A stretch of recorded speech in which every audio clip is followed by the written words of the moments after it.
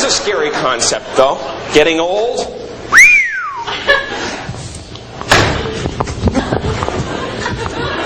You can't do that.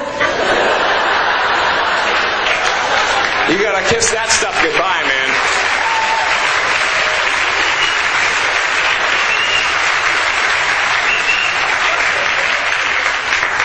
I just want to keep challenging myself, I don't want to become the reminiscing guy. People run into at bars and stuff. Can always tell how boring their life is by how far back they have to reach for glory. They're like,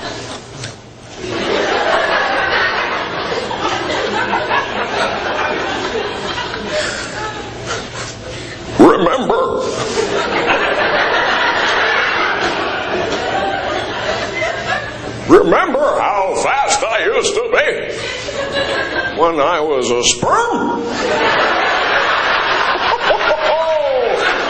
I'll never forget the day of the big race. There were millions of us in the field, but I beat them all to fertilize that egg, mister.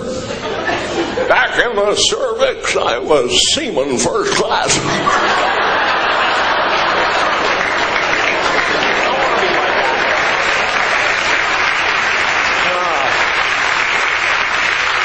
See, for me, Jimmy Stewart is the kind of guy that I'd love to be. It's very difficult to be that, though, he's just kind of up here somewhere. And I love him, man. He's a great example of somebody who's had an incredibly productive life. It seems like no matter what happens, no matter how bad things get, Jimmy Stewart can look at it in a positive way.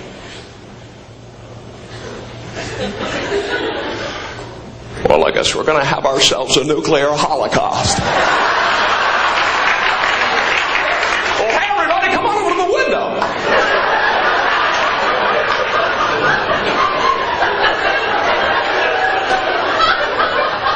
Look at that mushroom cloud.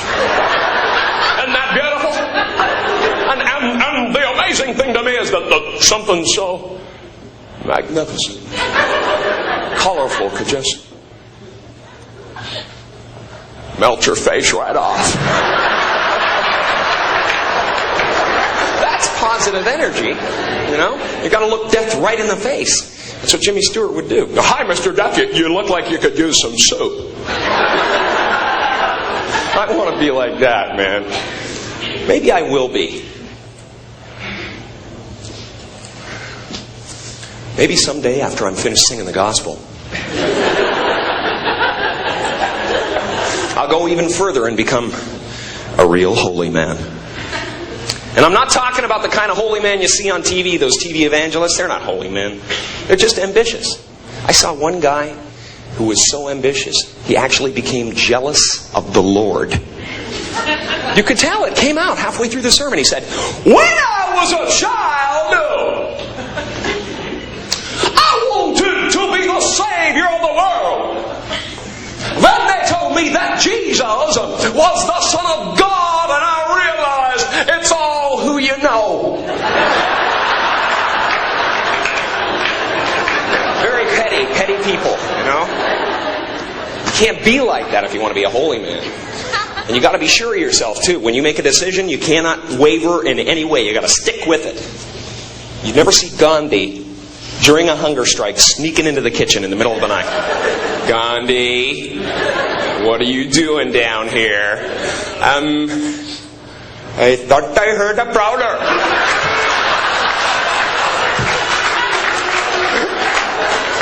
And I was going to hit him over the head with this giant bowl of potato salad. He would never put himself in that position, And you got to control your temper constantly, You cannot fly off the handle at any moment. You got to be right in the center. Like Jesus was very composed his whole life. Right up to the end. If that was me, I'd be up there going, great! Just beautiful!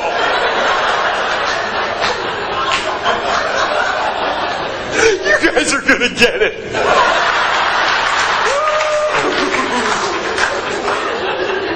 Wait till my father hears about it.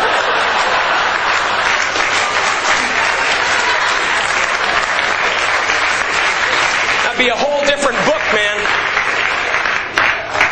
Then there are those weird impulses we get constantly, you know? We have to fight them off every day of our lives. There's mad little impulses that we get. And everybody gets them too. Like you'll be with a friend. It could be your best friend in the whole world. He's standing about 2 feet away talking to you. And you're thinking, my goodness, I could just fire out and hit him right now. He would never expect it. See, madness is never that far away. It's as close as saying yes to the wrong impulse. The people who stay sane are the people who can make those quick decisions. Should I stick my fingers into the fan? Or leave the room right now? Should I run the blade of this razor across my tongue? Or just finish shaving and move away from the sink? Come on, you're right there. You just go, but you don't, because luckily, most of us have that little voice inside our head that says, turning the car into oncoming traffic is counterproductive. Imagine if we didn't have that voice, man. I wouldn't even be here right now. I'd be in the Shark Tank at SeaWorld. He's got my legs! He's got my legs! We'd be apologizing till the end of time. Hi, how are you? Sorry, man. You guys enjoying the show? Wow, excuse me. Jeez. Sorry about that. It just came into my head and I made a decision. I don't know. It's,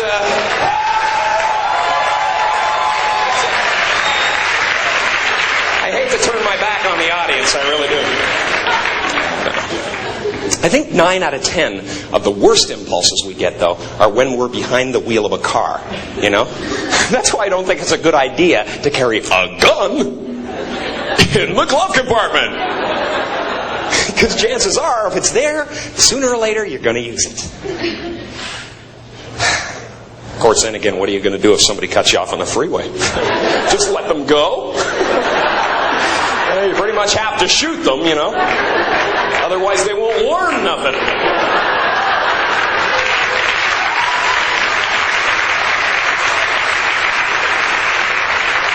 Or, say all of a sudden you have to go on a real killing spree and all you have is a knife. Well, after a couple of people, your arm is aching. You have to switch hands. Then you look like a girl.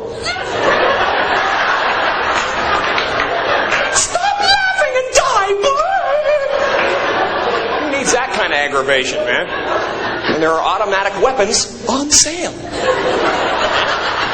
That's why a lot of my friends are taking martial arts classes and stuff like that, which I think is a really good idea. Anybody into martial arts here? Come on! Right now, baby! Just try to penetrate the crab stick!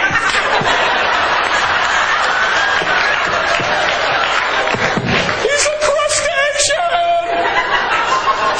Get some boiling water! I think it's a good idea to know how to defend yourself, though. I really do. I just wish the people who took martial arts would master the technique before they go around showing it off. Because it's really annoying when they come up to you and go, "Hey, man, I just learned this incredible new move in karate today, but you gotta come at me like this."